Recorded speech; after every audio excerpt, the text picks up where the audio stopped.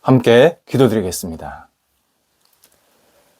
하나님, 변치 않는 사랑으로 저희를 인도하셔서 새해를 시작하게 하심을 감사드립니다. 주님의 온전하신 사랑이 저희를 변하게 하시는 능력임을 고백합니다. 죄를 오래 선하게 이끌어 주셔서 하나님께서 기뻐하시는 모습대로 세워주실 것을 믿기에 또한 감사를 드립니다. 저희가 하는 일에 주님의 손길이 임하게 하사 풍성한 열매가 있게 하옵소서. 저희가 만나는 사람에게 거룩한 주님의 은혜를 전달하는 통로가 되게 하옵소서. 저희가 생각하는 것에 위대한 주님의 뜻이 가득 채워지게 하옵소서. 저희가 품는 마음이 온유하고 담대한 주님의 성정을 닮아가게 하옵소서. 저희가 가는 곳마다 평강의 주님의 능력이 나타나는 한 해가 되게 하옵소서. 기대감으로 시작하게 하시오니 마무리도 감사가 넘치게 하옵소서. 주신 것에 감사하고 없는 것에도 감사하는 한 해가 되게 하옵소서. 누리는 것에 감사하고 사라지는 것에 주님의 뜻을 발견하고 감사하게 하옵소서. 평상에 있는 사랑하는 환우들을 붙잡아 주옵소서. 주님의 은혜를 오늘도 올 한 해도 기다리오니 성령께서 마음껏 복되게 하시고 회복해 하시고 치유되게 하시고 다시 세워질 수 있는 은혜가 있게 하옵소서. 하나님과 동행하는 시간들이 되게 하시고 하나님 만나고 영적으로 깨어서 주님을 온전히 의지하며 바라볼 수 있는 복이 있는 시간들 되도록 인도하옵소서. 병상에 있지만 하나님을 놓치지 아니하도록 인도하시고 옆에서 기도하시며 애쓰시는 우리 가족들도 붙잡아 주셔서 하나님이 주시는 소망이 있게 하시고 감사가 있게 하시고 믿음으로 모든 역할들을 잘 감당하게 하시고 삶의 터전도 안정될 수 있도록 이끌어 주시옵소서. 올 한 해 하나님의 치유의 손길이 임하도록 함께 하옵소서. 자녀들을 붙잡아 주옵소서. 저희 자녀들이 예수님 안에서 믿음의 사람들이 되기를 원합니다. 하나님을 경외하고 하나님을 바라보며 사람들에게 그리스도의 향기가 나타나는 자녀들 되게 하옵소서. 한국에 있던 외국에 있던 어느 자리에서든 하나님의 뜻을 이룰 수 있게 하시고 마음껏 쓰임받게 하시고 하나님과 동행하면서 세상에 하나님의 이름을 높여드릴 때마다 우리 자녀들이 있는 곳에 거룩한 주의 뜻이 펼쳐질 수 있게 하옵소서.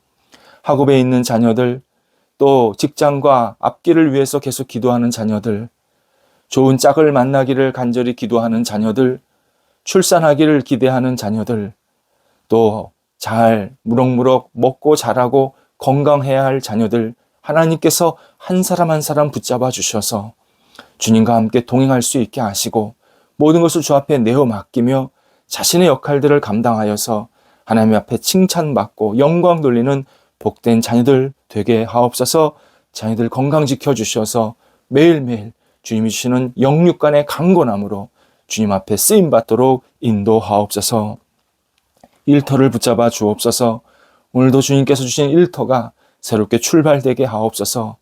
직장, 사업처, 가게, 학교, 또 맡겨진 여러 가지 역할들 하나님께서 하나하나 섬세하게 이끌어 주셔서 하나님이 주시는 능력으로 일터가 굳건히 세워지게 하시고 확장되게 하시고 주의 뜻을 이룰 수 있도록 인도하옵소서. 거래와 투자가 계속 진행되고 있는 것도 있고 또 새로운 것을 준비하는 것도 있습니다. 시작된 것은 은혜 가운데서 선하게 인도함을 받아서 잘 마무리되게 하시고 하나님이 주시는 능력으로 분복이 있게 하셔서 세상의 빛으로 살 수 있도록 우리 성도들을 붙잡아 주옵소서. 새롭게 시작하는 일, 또 거래와 투자를 계속 기도하면서 준비하는 일들도 있사오니 도우셔서 하나님 앞에 영광되게 하시고 주 앞에 쓰임받는 시간들, 계기가 될 수 있도록 인도하옵소서. 진행되고 있는 일들이 있습니다. 잘 은혜 가운데서 순적하게 이끌림 받게 하시고 마무리도 은혜 가운데서 잘 되게 하여 주셔서 30배, 60배, 100배의 결실로 우리 성도들의 삶의 자리가 날마다 풍성해질 수 있도록 하나님께서 친히 함께하여 주시옵소서. 대한민국 붙잡아 주옵소서. 올 한 해 하나님이 주시는 능력으로 우리 국가가 하나님 앞에 영광되게 하시고 안정되게 하시고 발전되게 하시고 여러 가지 일들이 준비되고 또 해야 할 것들이 있사오니 하나님 지혜를 주셔서 하나하나 잘 진행되게 하시고 저희 대한민국이 세상 속에서 빛을 발하고 많은 사람들에게 그리스도의 사랑을 나눠주는 선교 국가로 우뚝 세워질 수 있도록 인도하옵소서. 교회를 붙잡아 주옵소서. 하나님이 주시는 능력으로 올 한 해 저희 교회가 하나님께 영광되게 하시고 안정이 더 깊어지게 하시고 하나님 앞에 쓰임받는 교회, 하나님의 말씀이 나타나는 교회, 예수 그리스도의 사랑으로 교제하는 교회, 하나님의 이름이 아름답게 사람들에게 들려지는 교회, 하나님을 알지 못하는 사람들이 어떻게 신앙생활을 해야 될지 모르는 사람들이 찾아와서 진정한 기쁨과 감사함으로 하나님을 만나고 의지하는 하나님이 기뻐하시는 복 있는 교회로 우뚝 세워지게 하여 주셔서 하나님과 동행하는 하나님이 기뻐하시는 교회로 날마다 성장 성숙할 수 있도록 인도하옵소서. 우리 성도들 오늘도 활기와 기쁨이 넘치게 하시고 주신 시간과 기회들을 마음껏 활용하여서 오늘도 힘차게 출발할 수 있도록 인도하옵소서. 예수님의 이름으로 기도드립니다. 아멘. 오늘 우리에게 주시는 하나님의 말씀은 신약성경 고린도 후서 5장 17절의 말씀입니다. 고린도 후서 5장 17절의 말씀입니다. 살아계신 하나님의 말씀을 봉독합니다. 그런즉 누구든지 그리스도 안에 있으면 새로운 피조물이라. 이전 것은 지나갔으니 보라 새 것이 되었도다. 아멘. 제가 목회를 하면서 자주 고민했던 일이 있습니다. 하나님은 사람을 변화시키시는데 왜 어떤 사람은 변화가 잘 일어나지 않을까?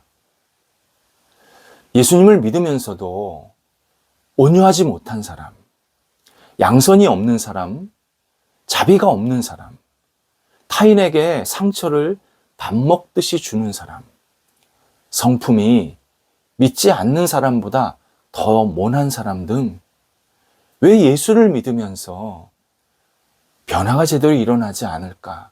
이런 현실을 보면서 고민을 하게 된 적이 있습니다. 그렇다면 분명히 하나님을 믿는 것보다 일상에서 더 큰 영향을 받는 일들이 분명히 있다. 과거이든 현재이든 정서적으로 문제가 생겼다. 이 사실을 깨닫게 되었습니다. 어떤 분은 선천적으로 정말 온유하고 그리고 평화로운 분이 있습니다. 근데 이분들도 사실은 어느 순간에 갑자기 자신의 정서와 감정이 일어날 때가 있는 것을 보게 됩니다. 결국 우리가 하나님 안에서 진정한 변화를 이루지 못하는 것, 이것이 뭔가 근본적인 원인이 있다. 이것을 다시 한번 깊이 생각하게 되었습니다. 이런 고민 중에서 언젠가 한 컨퍼런스에 참여하게 되었습니다. 그 모임에서는 신앙인들의 성정, 곧 감정과 정서, 이 마음이 왜 건강하지 못할까? 어떻게 하면 건강할 수 있을까? 이런 주제를 다루는 섹션, 그 시간이 있었습니다. 발표를 담당한 그 목회자도 30년 넘게 목회를 하면서 저와 같은 고민이 있었다고 고백을 합니다. 그때 제가 깨달은 것 몇 가지가 있었는데 정말 많은 도움이 되었습니다.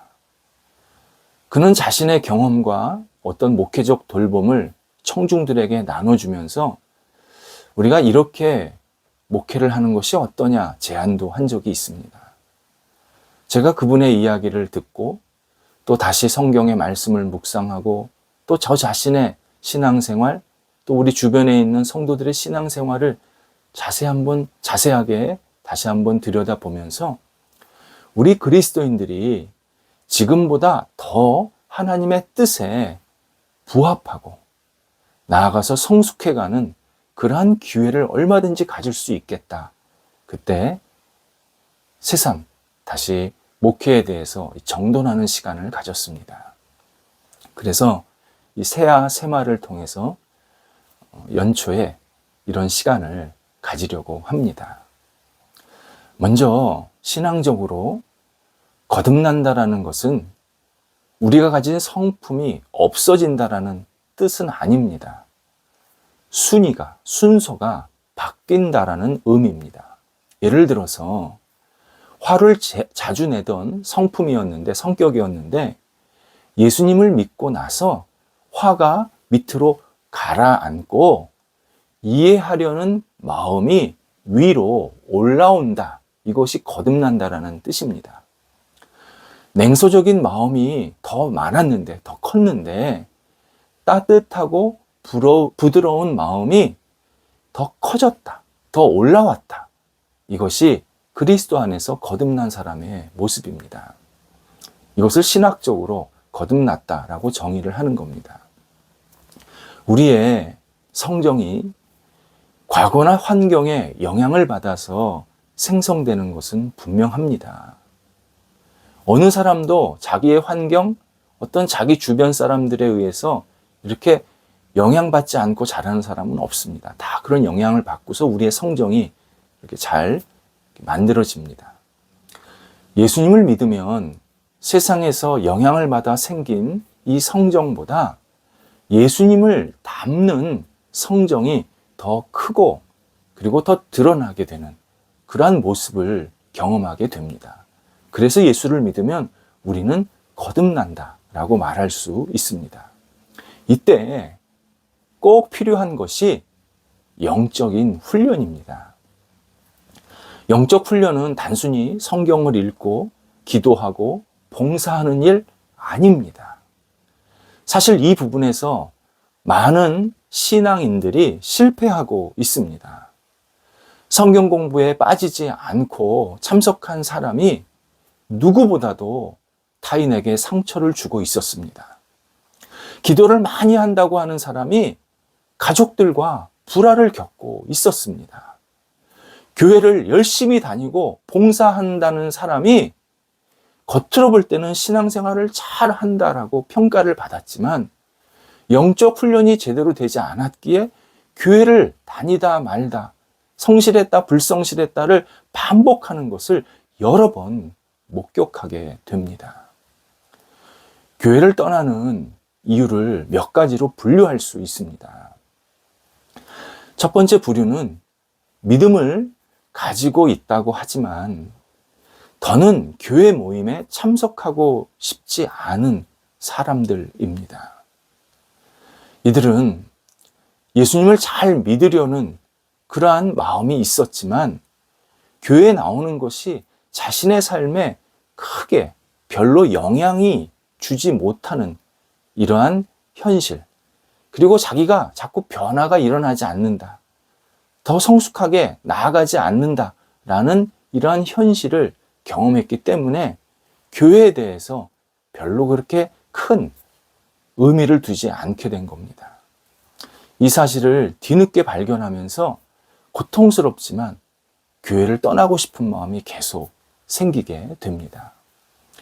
진실하게 예수를 믿으려 했지만 믿지 않는 사람처럼 가정의 불화, 인간관계의 어려움, 자녀들 양육의 문제, 나아가서 비혼생활, 어떤 성적인 문제, 각종 중독, 불안정한 그러한 여러 가지 생활들, 직장에서의 갈등과 좌절들, 경제적 고충들, 개인적인 우울함, 모든 문제들을 믿지 않는 사람처럼 똑같이 씨름하는 겁니다.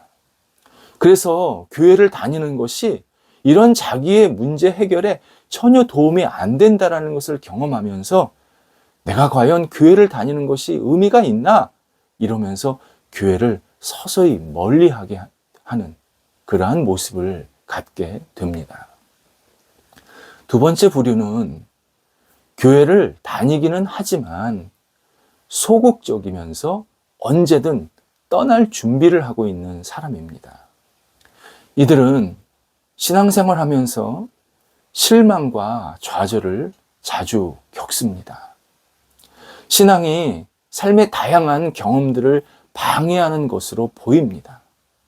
신앙은 사람이나 세상을 흑백으로 나눌 뿐이라 이렇게 생각을 합니다. 이에 교회 생활에 별 기대감이 없고 그냥 체념해 버립니다. 이들은 부모나 자녀들이 교회를 다니기 때문에 자신도 어쩔 수 없이 다닌다. 내가 특별한 대안이 없기 때문에 오랫동안 그냥 교회 다녔으니까 지금 현재 남아있다. 하지만 언제나 신앙생활이 수동적입니다. 무엇이 문제인지 꼭 집어서 말하지 못하겠지만 지금 나에게 뭔가 맞지 않는 옷, 어울리지 않는 옷을 입고 있다고 느끼고 있습니다. 뭔가 빠졌습니다. 뭔가 부족합니다. 뭔가 이거 해결해야 될 거 있습니다. 그런데 뭔가를 모르겠습니다. 뭐가 문제인지를 모르겠습니다. 교회에 남고 싶지도 않지만 떠나지도 못합니다. 이에 문제를 어떻게 해결할지 몰라서 혼란스러워하면서 자주 교회를 빠지게 됩니다. 자신의 문제만 알지 해결 방법을 잘 모르는 상태입니다. 세 번째 부류는 슬프지만 신앙을 아예 포기하는 방향으로 가는 사람들이 있습니다. 이들은 교회에서의 생활이 의미도 없을 뿐만 아니라 이 정체된 신앙생활에 대해서 완전히 지쳤습니다. 더욱이 주변 신앙인들을 보면 정말 진전머리 난다고 말하기도 합니다. 주변 사람들이 하나님에 대한 지식도 있고 열심도 있고 신앙생활을 오래 했다고 하면서 누구보다도 화를 잘 내고 강압적이고 거만하고 독선적입니다. 그러면서 자신은 예수님을 사랑한다고 고백하면서 예수님을 잘 섬기기에 매우 바쁘다고 공언을 합니다. 이런 사람을 보면 자기 자신도 모르게 화가 난다고 합니다. 이에 신앙생활이 매우 성가시게 느껴집니다. 주일 아침에, 일요일 아침에 인터넷이나 뒤적거리면서 혼자 커피 마시고 이런저런 설교 여기저기서 인터넷에서 듣고 그냥 좋은 말씀이구나 느끼면 된다라고 생각을 합니다. 이렇게 신앙생활하는 것도 나쁘지 않겠다 생각을 하는 겁니다. 본문에서 바울은 그리스도인이 새로운 피조물이라고 선언을 합니다. 새로운 피조물. 우리는 새로운 피조물이다. 그렇게 말씀을 하는 겁니다. 근데 이 말씀이 우리에게 매우 낯설입니다. 나는 어제와 똑같고 내일은 오늘의 연장인데 무슨 내가 달라졌다고 새로운 피조물이라 그러느냐? 뭐가 내가 새로워졌다는 거냐? 이렇게 반문할 때가 많습니다. 그래서 바울이 그 앞절에서 그리스도 안에 있으면 이라는 아주 구체적인 전제를 알려주고 있습니다. 예수님이 우리를 날마다 새로운 존재로 만들기를 원하신다라는 뜻입니다. 우리가 그리스도 안에 있으면 예수님은 나를 계속 새롭게 만들기를 기대하시고 우리는 나 자신의 모습을 더 정확하게 보게 하시면서 더 앞을 향해 나아가게 하시겠다. 그렇게 약속을 하시는 겁니다. 신앙생활 할 때 걸림돌이 있었다면, 과거에 어떤 어려움이나 실패가 있었다면, 어떤 환경적인 문제가 있었다면, 거기에 따라서 우리의 영혼이 뭔가 나쁜 영향을 받았고 문제가 생겼다면 예수 그리스도께서 내가 가진 어떤 감정, 정서적인 상태, 마음, 성품들을 계속 어루만지셔서 그리스도 안에서 새로운 피조물로 만들기를 원하신다라고 우리에게 알려줍니다. 따라서 예수 그리스도께서 우리를 새롭게 하실 때 우리가 제일 먼저 해야 될 것은 나 자신의 모든 것을 그냥 주님 앞에 보여드리면서 주님께서 변화하시는데 순종으로 동참해야 합니다. 내가 나를 맡고 있으면 내 어떤 정서적인 것, 내 과거의 경험들, 내 어떤 선입견들, 이런 것들을 통해서 내가 나를 자꾸 맡고 있으면 내가 어떤 상태인지 정확하게 알지도 못할 뿐만 아니라 변화가 일어나지를 않습니다. 새롭게 되지를 못합니다. 그냥 주님 앞에 내가 이런 과거에 어려움이 있었습니다. 아픔이 있었습니다. 고통이 있었습니다. 주님, 제가 이런 사람입니다. 그냥 주님 앞에 보여드리면 주님께서 그리스도 안에서 우리를 새롭게 만드시겠다 약속을 하십니다. 신앙생활은 나 자신이 날마다 새롭게 되는 일입니다. 그러려면 그리스도 안에서 나 자신의 과거를 그리고 현재를 제대로 보고 제대로 주님 앞에 드려야 합니다. 제가 이런 사람입니다. 제가 이런 어려움이 있었습니다. 주님께서 나 자신의 모습을 너무 잘 아십니다. 제가 주님 앞에 나를 보여드립니다. 라고 나를 예수 그리스도께 온전히 내어 맡기면 예수님께서 우리를 새로운 피조물로 날마다 만드시겠다 약속하십니다. 주님 뜻이 있으셔서 우리를 강하게 변화도 시키시지만 때로는 우리가 우리를 드릴 때 자연스럽게 변화가 일어나게도 만드십니다. 어떤 사람은 강권적으로 변화가 일어나기도 하시지만 어떤 사람은 그냥 나 자신을 주님 앞에 보여드리면서 천천히 그렇게 예수께서 우리를 변화시키는 그러한 삶의 성숙과 진보를 깨닫게도 만드신다라는 의미입니다. 우리는 예수님 안에서 다시 새롭게 설 수 있습니다. 주님 앞에 나 자신을 보여드릴 때 우리의 감정, 정서, 마음, 성품들이 하나님께서 기뻐하시는 모습대로 더 온전하게 이끌어 가시는 놀라운 역사를 체험하게 만드실 것입니다. 기도하겠습니다. 하나님, 저희가 저희 정서, 마음, 생각, 성품, 감정들이 오직 예수님 안에서 다시 세워지기를 간절히 기도합니다. 영적으로 주님의 자녀가 되게 하신 것 감사드리고 저희의 속사람도 우리의 감정도 새롭게 되기를 간절히 기도하오니 하나님, 저희를 주님께서 친히 붙잡아 주셔서 주님 앞에 온전히 저희가 드릴 수 있도록 인도하시고 다시 새로운 피조물로 설 수 있도록 성령께서 동행하여 주옵소서. 예수님의 이름으로 기도드립니다. 아멘.